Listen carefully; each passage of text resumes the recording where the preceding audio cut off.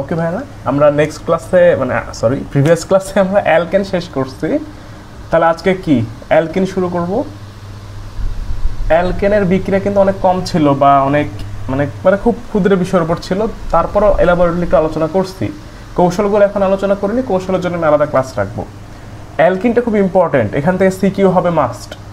হ্যাঁ, এখান থেকে বোর্ড পরীক্ষায় সিকিউ মাস্ট হয়। আর বিক্রিয়া পূর্ণ করতে অ্যাডমিশন টেস্টে কোথায় কী হবে বলা যাবে না, বাট ইম্পর্টেন্ট খুব এই বিক্রিয়াগুলো এখানে। তাহলে আমাদের সিস্টেম ছিল কি, কোনো একটা টপিক শুরু করার আগে তার আমরা ক্যারেক্টারিস্টিক্স রিয়েকশন দেখব, তার প্রিপারেশন দেখব, তার রিয়েকশন দেখব, এরকমই তো সিস্টেম আগাচ্ছিলাম আমরা, তাই না? তাহলে অ্যালকিনের বৈশিষ্ট্যপূর্ণ বিক্রিয়া কি এটা আমরা দেখবো এখানে। অ্যালকিনের বৈশিষ্ট্যপূর্ণ বিক্রিয়া, বৈশিষ্ট্যপূর্ণ রিয়াকশন, এটা কিন্তু খুবই ইম্পর্টেন্ট। এটা এমসিকিউতেও আসে ভাই, বুঝছো? মাঝে মধ্যে তোমার সিকিউতে এটা তোমাকে ব্যাখ্যা করতেও দিতে পারে যে এর বৈশিষ্ট্যপূর্ণ বিক্রিয়া ব্যাখ্যা করো বা দেখাও যে কেমনে এটা হইতেছে। ওকে, খুব সহজ কথা শুরুতে বলি, আমরা 9-10-এ পড়ছিলাম যে একটা অ্যালকিন, হ্যাঁ এরকম, এটা কিন্তু গ্রেটার অর লেস চিহ্ন না, এটা ডাবল বন্ডের চিহ্ন। আমি মনে করতাম greater less, what ever.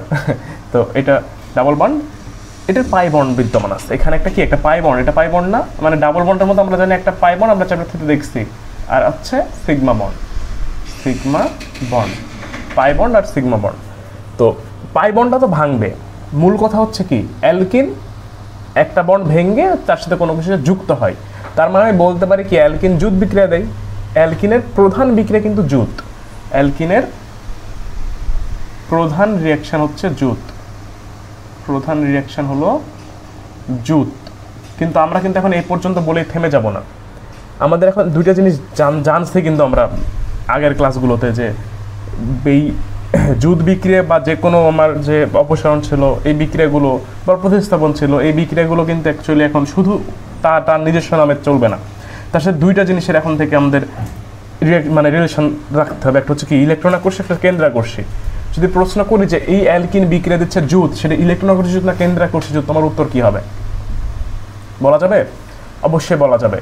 Actually depend করে এগুলো কার্বনের চার্জের ওপর। এই যে ইলেকট্রনাকর্ষী বা কেন্দ্রাকর্ষী, এগুলো সব কিছু ডিপেন্ড করবে কি, ডিপেন্ড করবে কার্বনের ওপর, ডিপেন্ড করবে সি এর ওপর, সি এর ওপর। আচ্ছা ঠিক আছে, কার্বনের ওপর ডিপেন্ড করলো। কার্বনের উপর যখন ডিপেন্ড করবে তার মানে কি, কার্বনকে তো অ্যাটাক করবে সে যে কোনো কিছু, সেটা যাই হোক না কেন কার্বনকে হিট করবে। তো কার্বনকে অ্যাটাক করলে তার উপর বেস করে আমরা বলবো না সেটা ইলেকট্রনাকর্ষী বিক্রিয়া দেবে না কেন্দ্রাকর্ষী, আমরা বাইরে থেকে দেখে। এইখানে যদি আমি একটু চিন্তা করি, কার্বনের জন্য সিগমা বন্ডের আমার কোনো কাজ নাই, কারণ পাই বন্ড উইক বন্ড, ওটাই ভাঙে। পাই বন্ড আছে মানে একটা ইলেকট্রনের ডেনসিটি বেশি বিদ্যমান নয় জায়গাতে, এখানে কি ইলেকট্রন বেশি আছে না? এই তো এই পাই বন্ড মানে ইলেকট্রন ঘনত্ব, ইলেকট্রন ডেনসিটি, ইলেকট্রন ঘনত্ব বেশি। তার মানে যেসব মূলকের ইলেকট্রনের প্রতি আকর্ষণ বেশি তারাই এসে এই অ্যালকিনের সাথে বিক্রিয়া করবে না। তার মানে কি বলতে পারি, অ্যালকিনের প্রধান রিয়াকশন হচ্ছে জুত না ইলেকট্রন আকর্ষী জুত। বিষয়টা কি বোঝা গেছে? ইলেকট্রন আকর্ষী জুত কেন আমি কিন্তু বলে দিলাম। ওকে, এর প্রধান বিক্রিয়া হচ্ছে ইলেকট্রন আকর্ষী জুত। একটা সিম্পল কোশ্চেন দেখো, যে মানে একটা সিম্পল টার্ম দেখো, যে সি এখান থেকে বিক্রিয়া করছে দুইটা যৌগ, একটা হচ্ছে এ প্লাস বি মাইনাস, আমি এভাবে দেখাচ্ছি। এইখানে যখন এই প্রধান বিক্রিয়াটা হবে, এখানে তো আমি এমন জিনিস দেখি যে অবশ্যই আমার অ্যানায়ন ক্যাটায়ন উভয়ই এসেই যুক্ত হচ্ছে। আমি কিভাবে বলতে পারি যে এটা ইলেকট্রনাকর্ষী বিক্রিয়া দিবে? এর ভেতরে এখান থেকে তোমাকে এটা বিচার করতে হবে, শুরুর স্টেপটাই তোমাকে বিচার করতে হবে। এটা দেখি যে এর ভেতরে কে সবার আগে আসবে এর কাছে, যার ইলেকট্রনের প্রতি আকর্ষণ বেশি। ইলেকট্রনকে কে আকর্ষণ করবে, নেগেটিভ না পজিটিভ? পজিটিভ যে সে এই এসে আক্রমণ করবে না। ধরো এই এসে এই কার্বনটাকে হিট করলো, যে কোনো একটাকে করতে পারে, ডাজন্ট ম্যাটার, এটাকে এর সাথে সে যুক্ত হলো। তাহলে আমি কী দেখবো বলো তো? এখান থেকে সি, এখানে একটা হাতে আমার এ এসে যুক্ত হয়েছে এবং এইটার একটা ইলেকট্রন নিয়ে ও চলে গেছে, কিছুটা পজিটিভ অবস্থায় বিদ্যমান আছে এখন, তাই না? সেখানে পার্শিয়াল পজিটিভ ইলেকট্রন যদি চলে গেছে, তাহলে এই কার্বনটা একটু পজিটিভ হয়ে যাবে, এ তো এর সাথে এসে যুক্ত হয়ে গেল এই একটা বন্ড নিয়ে। তারপরের স্টেপটাতে যেটা হবে, যে এই যে তোমার এখানে এখন বি মাইনাস থেকে গেল না, এই বি মাইনাসটা এসে এখন এই কার্বনের সাথে, সরি এই কার্বনের সাথে এ ছিল, পরে এসে এর সাথে এই বিটা যুক্ত হয়ে যাবে। এইটা হচ্ছে বৈশিষ্ট্যপূর্ণ রিঅ্যাকশনের কৌশল বা অ্যান্সার করার সিস্টেম হবে তোমার, যে এটা ইলেকট্রন জুট বিক্রিয়া দিচ্ছে। বিষয়টা কি ক্লিয়ার? Very good. এটা থেকে কোশ্চেন আসবে কিন্তু ভাই, এটা তোমাদের জানাই দাও, আমার দরকার ছিল। কোনো কোশ্চেন থাকলে করে রাখবো অবশ্যই। ঠিক আছে, বৈশিষ্ট্যপূর্ণ বিক্রিয়া আমরা দেখলাম। এখন আমাদের যে কনসেপ্ট আসবে সেটা কি ছিল বলো? সেটা হচ্ছে এর প্রিপারেশান। আমার প্রিপারেশান যে কটা এখন ভালো লাগতেছে আমি সে কটা দেখাবো এখানে, বাকিগুলো তারপর তোমরা অ্যাড করবো, মনে রাখবা। প্রিপারেশান সর্বপ্রথম হচ্ছে এইখান থেকে আমরা দেখাবো যে অ্যালকোহলকে যদি আমরা নিরোধিত করি তাহলে সেখান থেকে অ্যালকিন উৎপন্ন হয়। প্রথম হচ্ছে অ্যালকোহলের নিরোধন। অ্যালকোহলের নিরোধন, অ্যালকোহলের নিরোধন মানে কি বলতো? -H2, মানে H2 ওটা পানিটা বের হয়ে যাবে। যদি একটা অ্যালকোহল নিরোধিত হয় তার মানে কীরকম হয় বিষয়টা দেখো তো, যে CH3CH2OH, ধরো এই হচ্ছে আমার একটা অ্যালকোহল, এর সাথে আমি বিক্রিয়া করবো হচ্ছে সালফিউরিক অ্যাসিড H2SO4। হ্যাঁ, এটা একটা নিরোধক। সালফিউরিক অ্যাসিড নিরোধক না? টেম্পারেচার 170 ডিগ্রি সেলসিয়াস থাকবে। একটা কাহিনী আছে একটা এখানে বলতেছি। তাহলে এখানে কী হবে দেখো তো, আমি এটা একটু এইভাবে লিখবো, এবার একটু এইভাবে লিখবো। দেখো CH3টার H এটা আর OH এর OH এটা। তাহলে এখান থেকে কী হবে? পানিটা বের হয়ে আসবে। যখন পানি বের হয়ে আসবে, আমরা একটু আগে যে বিক্রিয়াটা দেখলাম, ওই যে একটা পাই বন্ড, এখানে একটা পাই বন্ড ছিল, একটু দেখো তোমার খাতায় যদি তুলে রাখো তাহলে দেখো পাই বন্ড যে ছিল, একটা পাই বন্ড ভেঙে AOB যুক্ত যখন হচ্ছে দুইটা সিগমা বন্ড তৈরি হচ্ছে না? একটা পাই বন্ড ভেঙে কিন্তু দুইটা সিগমা বন্ড তৈরি হচ্ছে। তো ঠিক এখানে কিন্তু দুইটা সিগমা বন্ড ভাঙতেছে, মানে এখান থেকে H চলে যাবে, এখান থেকে OH চলে যাবে। তাহলে কি এখানে কি একটা কি তৈরি হবে বলতো? একটা পাই বন্ড তৈরি হবে না? এই তো +H2। বিষয়টিকে বোঝা গেছে? অ্যালকিন তৈরির একটা প্রসেস, অ্যালকোহল নিরোধন। আমি এখানে চাইলে এইটা ইউজ করতে পারতাম, আমি এখানে চাইলে Al2O3 ইউজ করতে পারতাম। আর একটা সিমিলার আরেকটা বিক্রিয়া Al2O3, এটাও কিন্তু ইউজ করা যায়। যখন Al2O3 ইউজ করবো টেম্পারেচার থাকবে around 350 degree Celsius, around 350 degree Celsius. Okay, এইটা হচ্ছে একটা ঘটনা। অ্যালকিন কিন্তু এখান থেকে তৈরি হয়ে গেল একটা অ্যালকোহল থেকে।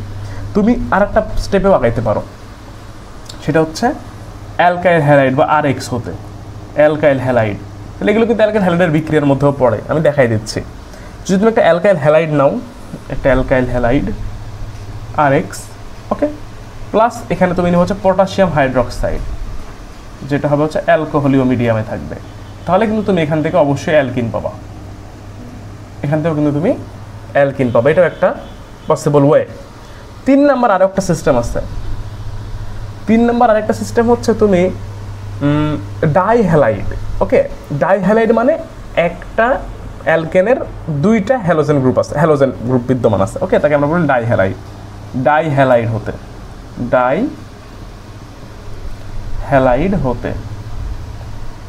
ওকে, এই যে ডাইহ্যালাইড, এই ক্ষেত্রে একটা কনসেপ্ট হবে এরকম যে ডাইহ্যালাইডটা ধরো কিছুটা এরকম দেখতে, যে আর CH এখানে X, এখানে X। ওকে, তাহলে কি হলো এর? এখানে আমার একটা CH2 হবে, তাহলে অবশ্যই 1 2 3 4 1 2 3 4।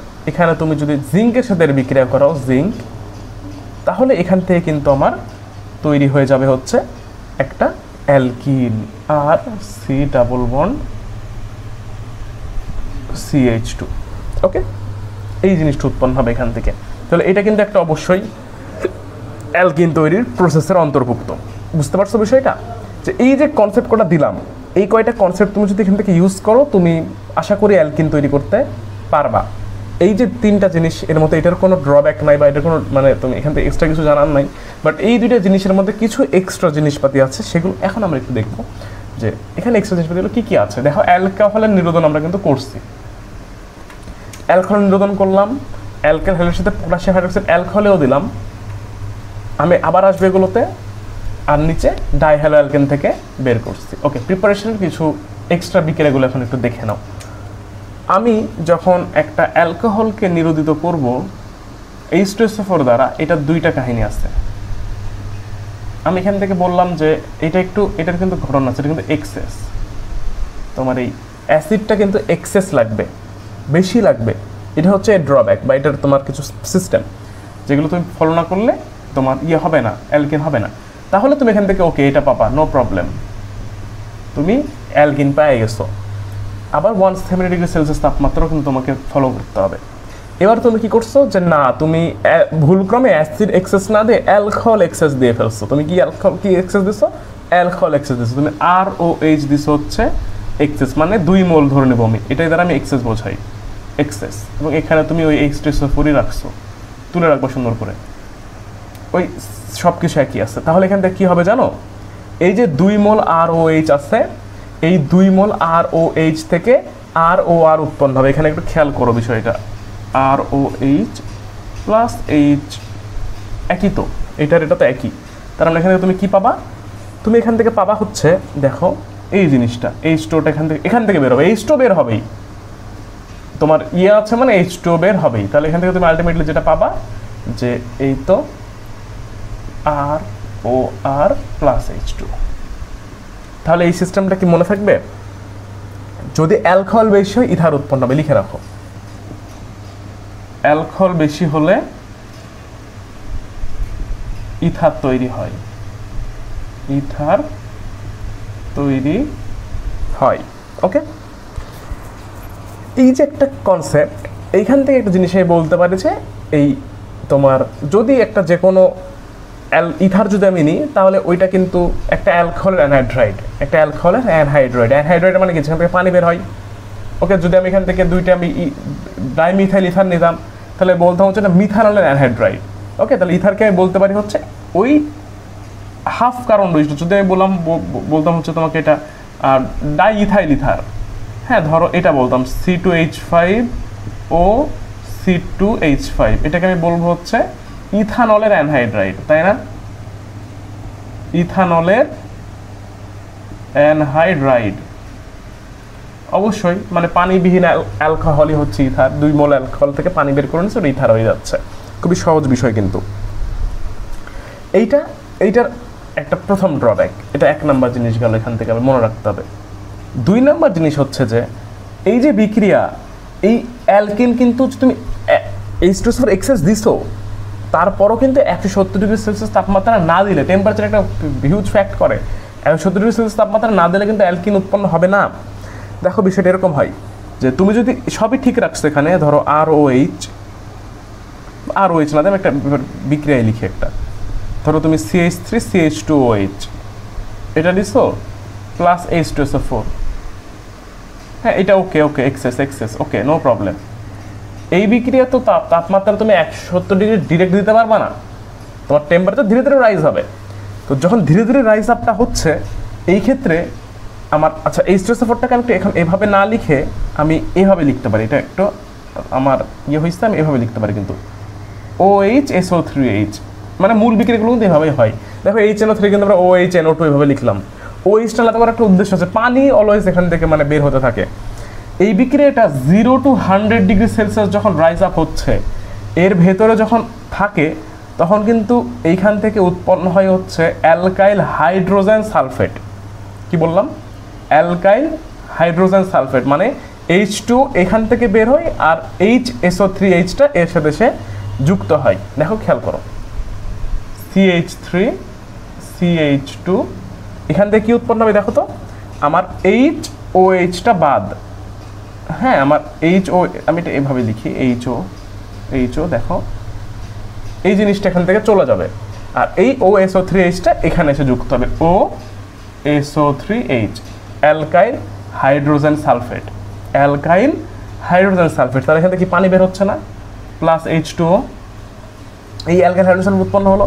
তার পরবর্তী কেস হবে কি, এই অ্যালকাইল হাইড্রোজেন সালফেট এই 170 ডিগ্রি যখন উঠবে, আমি এই বিক্রিয়ার ভাগ দেখাচ্ছি তোমাকে, এই বিক্রিয়াটা অ্যাকচুয়ালি হয় কেমনে, এই বিক্রিয়াটা, এই অ্যালকাইল হাইড্রোজেন সালফেটটা CH3CH2OSO3H, আমি আবার এখান থেকে কী করবো, এখানে আমি 2 লিখবো, এখানে একটা H বের করবো।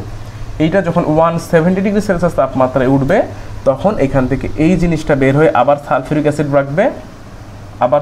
অ্যাসিড রাখবে, আর এখান থেকে তুমি পাবা হচ্ছে অ্যালকিন, পানি নিরোধিত করবে, বিক্রিয়া শেষে অপরিবর্তিতই থাকে। ওকে, অ্যালকিনের এটা হচ্ছে এই বিক্রিয়ার কৌশল। তুমি যদি ডিরেক্ট, তোমাকে একবার আসছিল ইঞ্জিনিয়ারিং অ্যাডমিশন টেস্টে যে এইটুকুর জিনিস, হ্যাঁ এই বিক্রিয়াটা ফিল আপ করো, তুমি কিন্তু এখান থেকে এটাকে ইথাইল হাইড্রোজেন সালফেট বলবে এটাকে, নট আদার্স কিছু, এটা যেন ভুল না হয়, এই কনসেপ্টটা লাগে বিক্রিয়া শেষ করতে। এবার এই দুইটা গেল, তো আমি আরেকটা জিনিস এবার একটু তোমাদের বলবো, যে একটু আগে যে জিনিসটা আমি তোমাকে শিখালাম, যে আমি ওকে তোমার কি বললাম, অ্যালকাইল হ্যালাইড, ধরো CH3 CH2X, অ্যালকাইল হ্যালাইড এর সাথে আমি বিক্রিয়া করলাম হচ্ছে পটাশিয়াম হাইড্রোক্সাইড, যেটা অ্যালকোহলীয় মিডিয়ামে আছে। তাহলে কিন্তু এখান থেকে পাবো হচ্ছে কি, এই সিস্টেমটা আমি এভাবে মুছতেছি, তো তোমারও একটু খাতায় কাটাকাটি করো, এছাড়া কেমন হয়। হ্যাঁ, এখান থেকে কী হবে, এইটা অপসারিত হবে, দিয়ে উৎপন্ন হবে কি CH2 double bond CH2 HX, H2 plus KX, H2O plus KX, মানে একটা এই KX-টা এসে যাবে আর H2O-টা ওর সাথে যাবে, H2O প্লাস KX উৎপন্ন এখান থেকে হয়ে যাবে। তো এবার যে জিনিসটা আসবে, আচ্ছা হলো তো, আমি অ্যালকোহলেও দিলাম, আমি যদি পটাশিয়াম হাইড্রোক্সাইডের এই জায়গার মূল কনসেপ্ট হচ্ছে এই জিনিসটা, এই বিক্রিয়াটা আরেকভাবে হয়। তুমি যদি এই কাজটা করতা যে CH3 CH2X প্লাস KOH, তুমি করছো কি KOH-টাকে নিচে হচ্ছে অ্যাকুয়াস সলিউশন, জলীয় হিসেবে, তখন কি বিষয়টা কি আর একই থাকবে?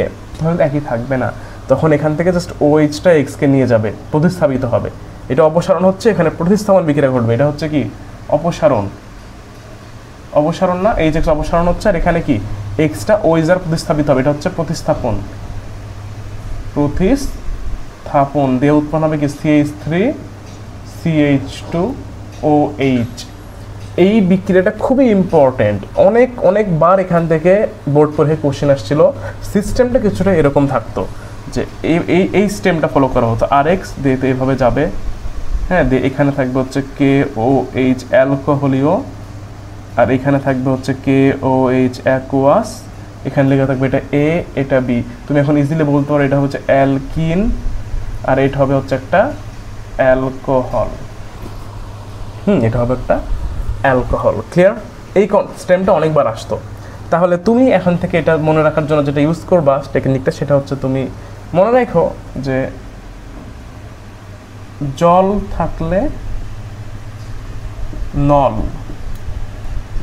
নল মানে কি, বা জল মানেই বাকি, জল মানে পানি। এই দেখো অ্যাকুয়াস মানে হচ্ছে জল, আর এই অ্যালকোহল মানে হচ্ছে নল, ইথানল, প্রোপানল, অ্যালকানল। অ্যাকচুয়ালি অ্যালকোহলের শেষে কিন্তু নল ওয়ার্ডটা ইউজ হয়।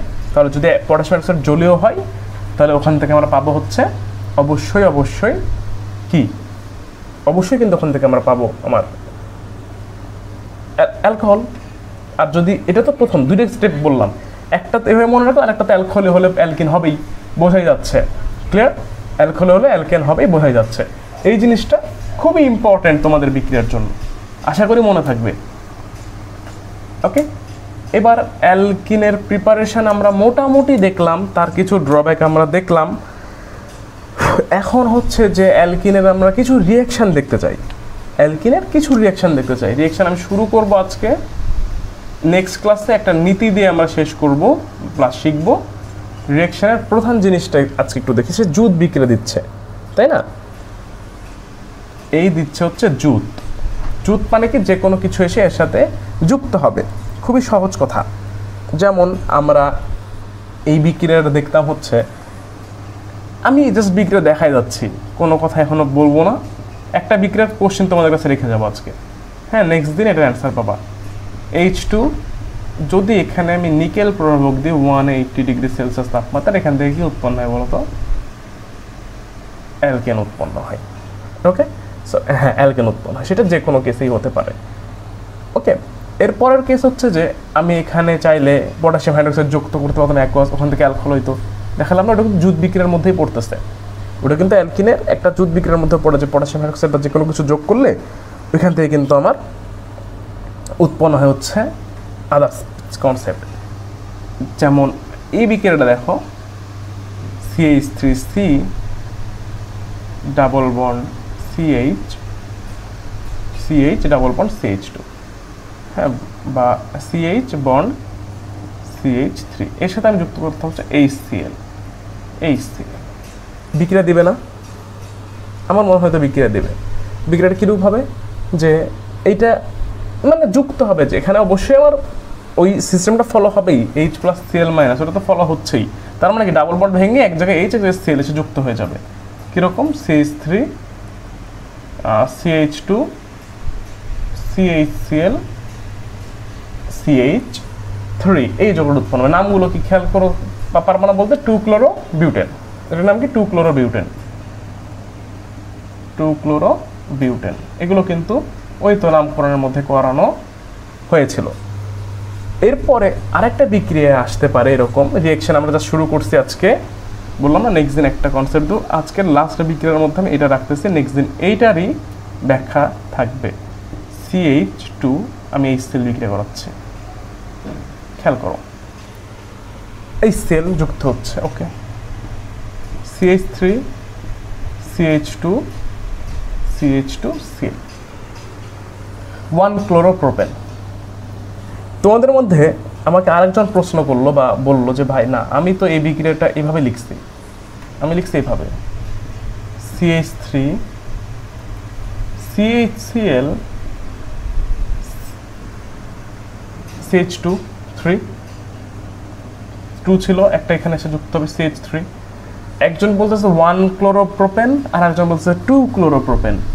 এখানে একটা কন্ট্রাভার্সি চলে আসলো না, এটা কন্ট্রাভার্সি চলে আসছে, কোনটা সঠিক, এটা সঠিক না বিটা সঠিক না ক্ষেত্র বিশেষে কোন দুইটাই সঠিক কিনা? সমস্যা আছে, সমাধান অবশ্যই আছে। আমি আজকের ক্লাসটা এ পর্যন্ত রাখবো, নেক্সট ক্লাসে এটার ব্যাখ্যা দিয়ে আমরা সামনে আগাবো। খুদা হাফেজ।